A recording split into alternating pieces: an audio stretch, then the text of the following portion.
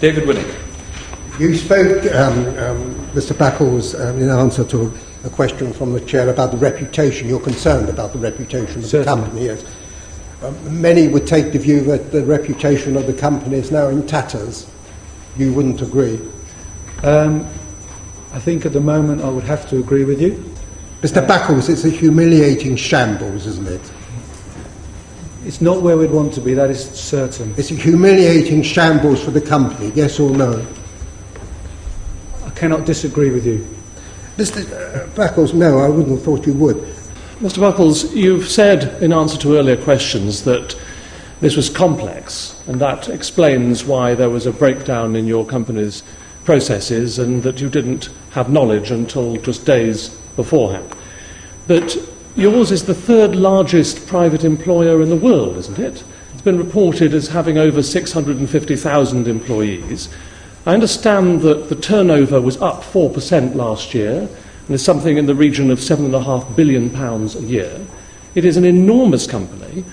The loss that you've referred to on this contract as £50 million is actually a pittance, isn't it, to your company?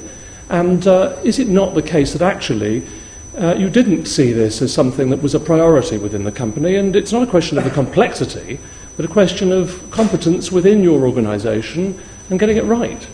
But do you accept, Mr. Buckles, that people in this country are sick of huge corporations like yours, thinking that they can get away with anything, thinking that they can charge hundreds of millions of pounds to the taxpayer to deliver a service that has crucial reputational importance to this country as well as to your company, and then fail to deliver and fail to tell anybody that there's a problem until days beforehand? Financially, it's not a huge issue for us in terms of improving our profit. It's not. Well, I thought you just said it was. No, in terms of how much it's going to cost us now, it clearly is. But in terms of our overall group, the profit from this contract... Isn't that the root of the problem, Mr. Buckles? You've just answered, which is that it wasn't important to your company financially. Only now that it's become reputationally a problem has it become important. Didn't give it the priority that it deserved. Mr. Buckles, if you could answer Mr. Clapperson's question. He doesn't want to know who you're working with. He asked you a specific question. Is there going to be a problem with people turning up on the first day of the Olympics? He's given you examples. Even today, G4s staff did not turn up for a cycling event, so the police had to be called. Yesterday in Manchester. Just answer Mr. Clapperson's question. Or are you telling us that everyone's going to turn up on the first day? Yes, so his question is, should you have more support as a contingency, because over the last few days since Thursday, your staff are not turning up? Should we have more people on standby? That's his question, it's quite simple. Okay, I don't believe so at the moment. We believe we can cover all venues with support from the police and the military. Yes, but that's not really an answer. You can't give Mr. Clapperson the assurance he seeks, that you as the chief executive of this company knows that everyone's going to turn up to the venues. You can't, can you? I cannot. No. A company contract going wrong is one thing, but I want to look at aspects of your underlying business model and the experiences of people that you were employing, because I have to say that it looks a bit like exploitation compounded by bad management. Examples: no pay for 12 days training unless you're employed by 5 sessions work. That's not about whether people turn up, but at the whim of G4s. People haven't received contracts, so they don't know if they'll have work.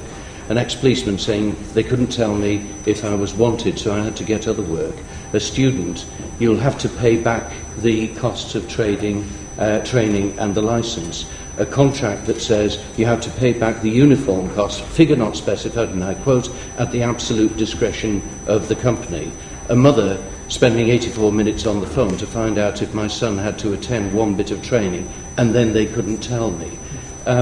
This doesn't sound like a caring and well-managed organisation, does it? But I'm asking about the way you run your company and the way you treat the people you employ. You know, don't people get lost in this? I mean, this morning my colleague David Blunkett was telling me about poor organisation, poor communications, and lack of humanity in G4s's work with asylum seekers in Sheffield. There seems to be a bit of a pattern here. Is this the basis of your company? I've illustrated the fact that there is a belief that these are not problems just in the current contract, but all those examples that have been quoted, and there are many, many more in the press and the media where people saying they couldn't find out how they were, whether they were going to have work, the recovery of money and things like that. It doesn't sound a very kind way of managing people, does it? The problem that you were so depending on exploiting people and paying the minimum, that's why the organisation has gone wrong. So did you win the contract on the basis of really a lack of consideration for the people you're going to train and employ? Finally, Say Mr. this, yes, indeed. Mr. Beckles, there's been a lot of comment in the press prior to this fiasco that your company is involved in trying to get contracts with the police in taking over various police functions. Do you accept that as a result of what's happened, there would be, to say the least, a great deal of apprehension amongst ordinary people that your company should take over functions now being carried out by the police? That's about the last thing they would want, wouldn't it? We do about £600 million Yes, a year. we'll come on to your future contracts later. Okay. If you can just give a quick answer, then we'll come on to that I in a think minute. that we do a very good job in supporting police force back officers, and I think we can continue to do so. Yes, we'll come on to that in a minute. Mark Reckless, we're on contracts, gentlemen and ladies.